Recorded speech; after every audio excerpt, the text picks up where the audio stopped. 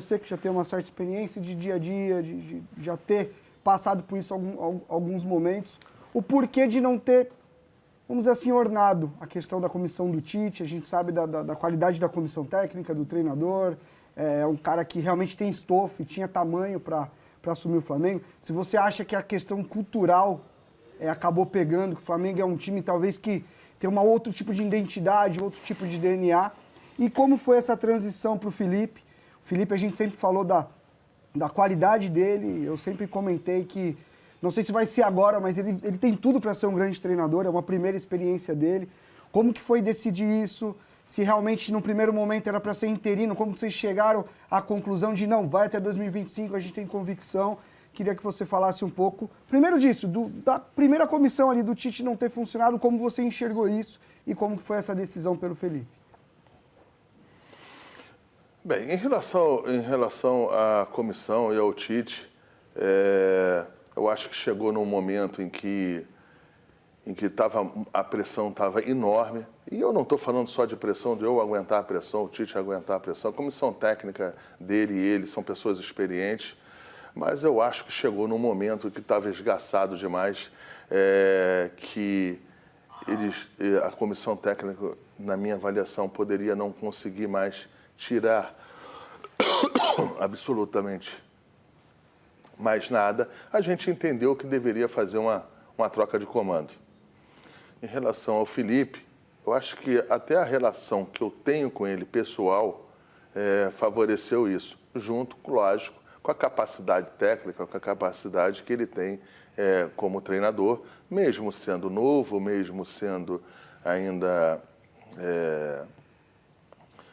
sendo o primeiro trabalho no profissional, mas ele é um jogador que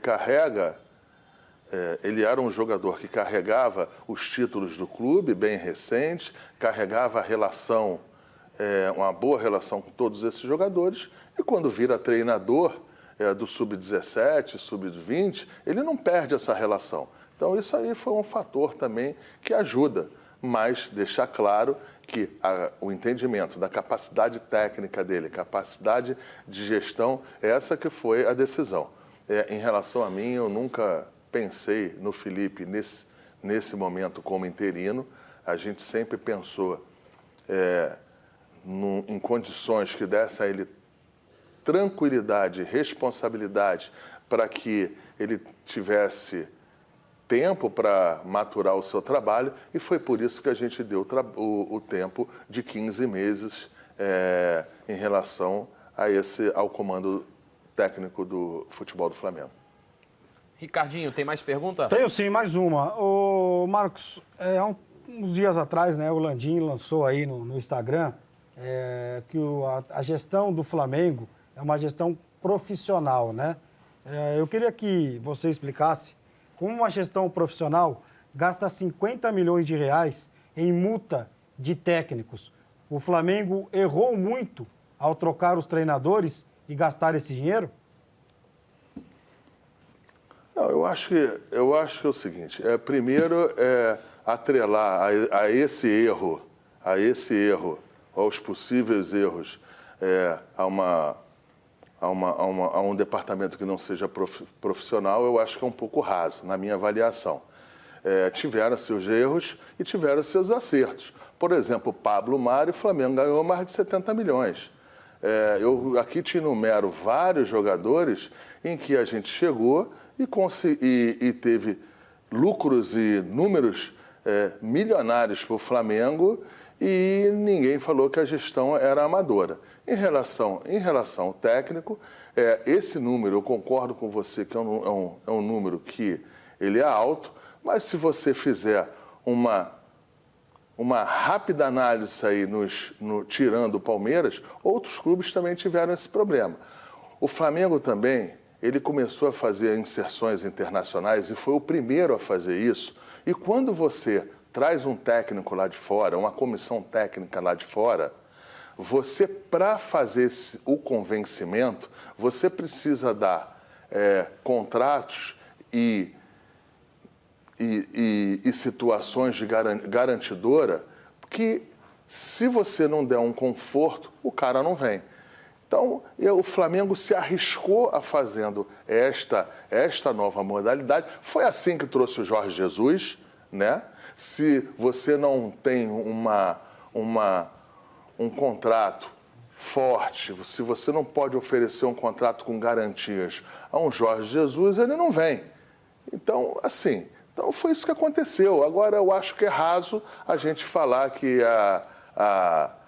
esses números aí são imputados a uma situação que não é profissional. Porque também, se a gente for falar das premiações, são quase 500 milhões em premiações em 6 anos. Né? Foram 2 Libertadores, foram 2 campeonatos brasileiros, foi uma Recopa, foi 2 Supercopas. O Flamengo, pela primeira vez, chegou em 6 campeonatos estaduais na final, ganhou 4. A gente chegou numa final de Mundial que perdemos na regra da competição, que foi na prorrogação. Então, assim, e isso tudo tem um valor também. Os títulos têm um valor. Porque, se a gente for pensar, parece até que o Flamengo chegava todo dia e toda hora, a todo momento, em final de Libertadores. Em 6 anos, chegamos em 3.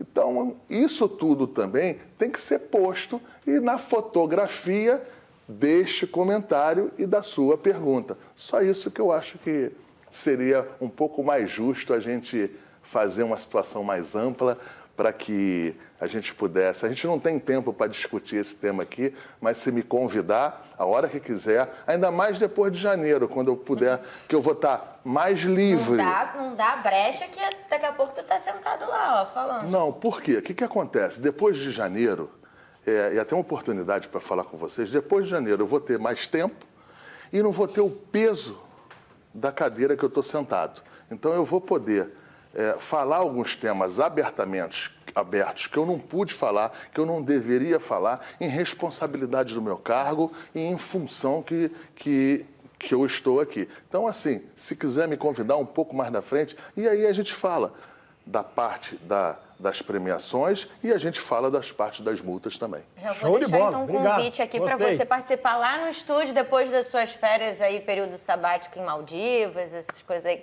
quando você for relaxar aí pós saída do Flamengo, mas de verdade a gente já deixa convite, né? Quem sabe para você ir lá no estúdio em São Paulo, que aí eu acho que a gente consegue fazer com mais calma.